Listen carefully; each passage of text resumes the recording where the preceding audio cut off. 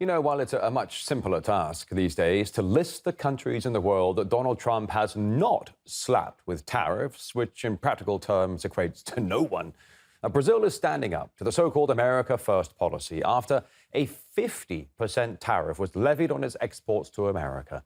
And Lula da Silva has vowed to defend his country's interests.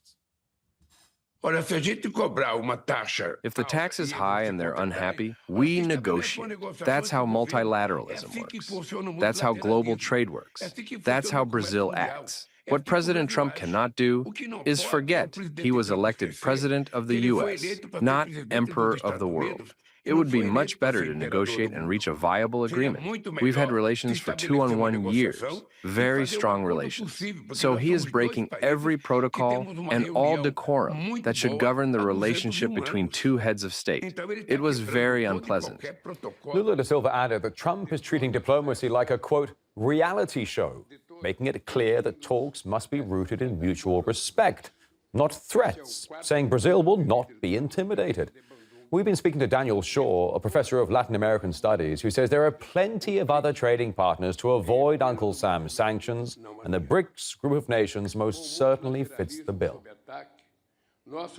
Continental Brazil is actually bigger than the continental United States. Brazil is only smaller than Canada and Russia. It's one of the biggest countries in the world. It's one of the most diverse countries in the world. It has the Amazon, the lungs of South America.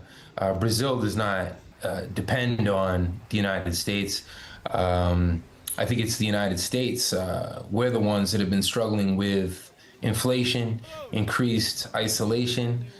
Many countries are upset with the imperial arrogance with which they've been treated, not just with Donald Trump, but with Biden, Bush, Obama, all of the U.S. presidents who think they can swagger around the world. But these are important moves because this forces the Brazils to continue to find multipolar partners, and they're able to then resist all of these threats.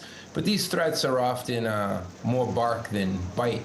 Trump has made how many promises to do this and that. He promised to end the proxy war on Russia by NATO and the U.S., and we've seen that those are mere hollow election promises. The MAGA base, his base, his working class base, is extremely alienated right now from many of his decisions.